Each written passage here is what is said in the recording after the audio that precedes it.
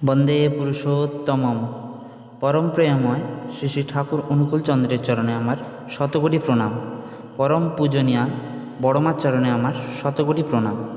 পরম পূজ্যপাদ শ্রী শ্রী বরদার চরণে আমার শতকোটি প্রণাম।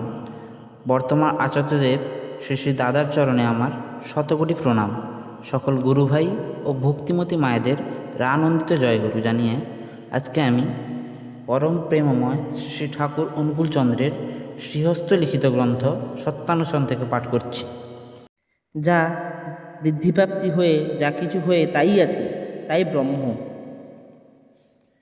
জগতের সমস্ত ঐশ্বর্য জানা, ভালোবাসা ও কর্ম যার ভিতর সহজ উচ্চারিত, আর যার প্রতি আসক্তিতে মানুষের বিচ্ছিন্ন জীবন ও জগতের সমস্ত বিরোধের চরম সমাধান লাভ হয়, তিনি মানুষের ভগবান।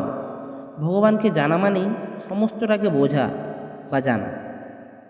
যার কোনো মূর্ত আদর্শে কর্মময় অটুট আসক্তি সময় বা সীমাকে ছাপিয়ে তাকে সহজভাবে ভগবান করে তুলেছে, যার কাব্য, দর্শন ও বিজ্ঞান মনের ভালো মন্দ বিচ্ছিন্ন সংস্কারগুলিকে ভেদ করে ওই আদর্শেই সার্থক হয়ে উঠেছে, তিনিই সদ্গুরু।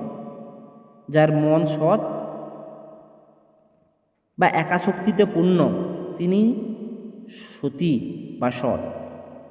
আদর্শে মন সম্যক প্রকার ন্যস্ত করাই নাম সন্ন্যাস।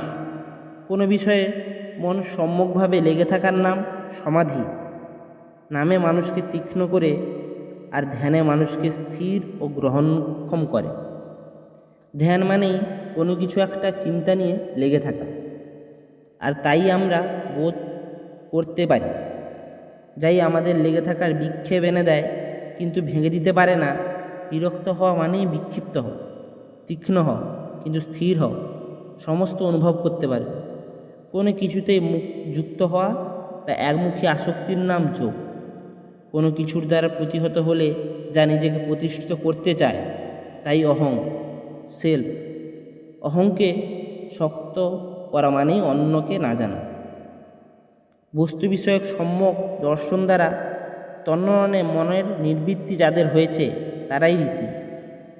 মনের সর্বপ্রকার গ্রন্থির সংস্কারের সমাধান বা মোচন হয়ে একে সার্থক হওয়াই মুক্তি। যে ভাব ও কর্ম মানুষকে কারণমুখী করে দেয়, তাই আধ্যাত্মিকতা।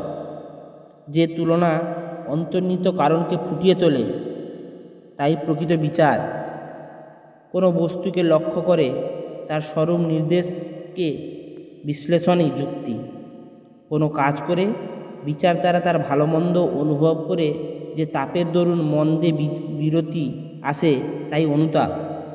যেখানে গমন করলে মনের গ্রন্থির মোচন বা সমাধান হয়, তাই তীর্থ।